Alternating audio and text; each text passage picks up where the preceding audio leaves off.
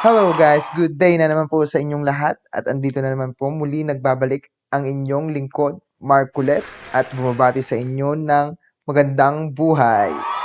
So, nakakita na naman po tayo ng isang Pinoy na napakagaling, talented, of course, at atin din pong i-react ang kanyang pag-awit ng There's No Easy Way by James Ingram. Hindi natin patagalin guys at panoorin na natin to. Let's go.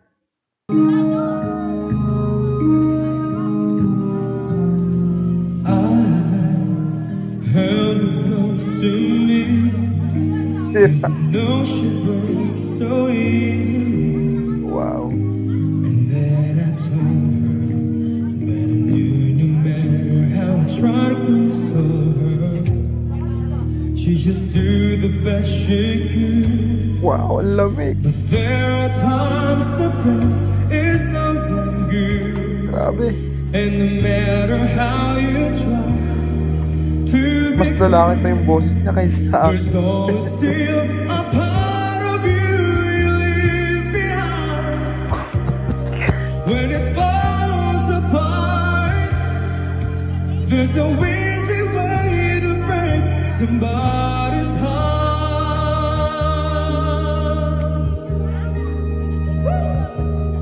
Wow, I lied ang galing. and Smooth. told her she'd be fine, though we both knew it was just a lie. I had to do it, 'cause I have said anything to help me get through it. Then she reached out for my hand, and her simple touch was more than I could stand. And I had to turn away, 'cause I knew all the hurt that she was feeling, I was feeling too. 'Cause when it falls apart, there's no easy way to break somebody's heart. Ang galing. She could have get angry and made me feel like a guilty child, but I realized I never was her style. Hey. Galing. Uy.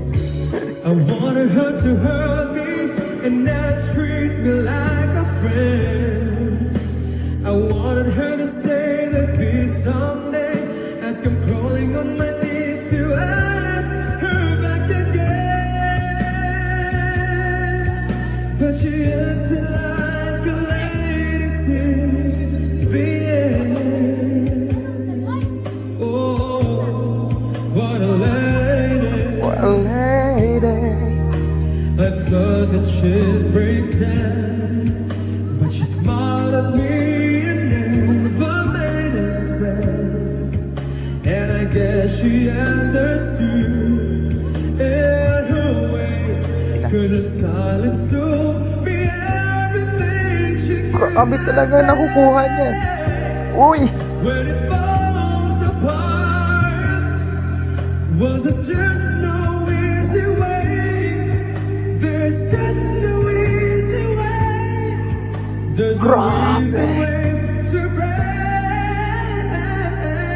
Nahit niya lahat. somebody's heart. Oh. Oh, nagfalsetto sa dulo. Ang galing. Yan guys, so dyan nagtatapos ang ating reaction video at masasabi kong napakagaling talaga. Mas lalaki pa sa akin yung boses niya. Parang ibang klase talaga. No? Talented talaga ang mga Pilipino. Talagang nakaka-proud na ang saya sa puso na makarinig ng mga talented, makakita ng mga talented na Pilipino at na nakakagalak. Bukod doon, yung way niya ng pagkanta, yung position niya, like, especially sa position niya, na kumakanta siya ng nakabaw.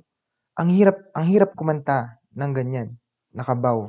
Kasi naiipit yung vocal cords mo dito. So, sa kanya, maning-mani, napakagaling. Wala akong masasabi sa lahat ng lahat ng notes, lahat ng high notes nahi-hit niya ng maayos. Bukod sa na-hit niya ng maayos, nilagyan niya pa ng twist.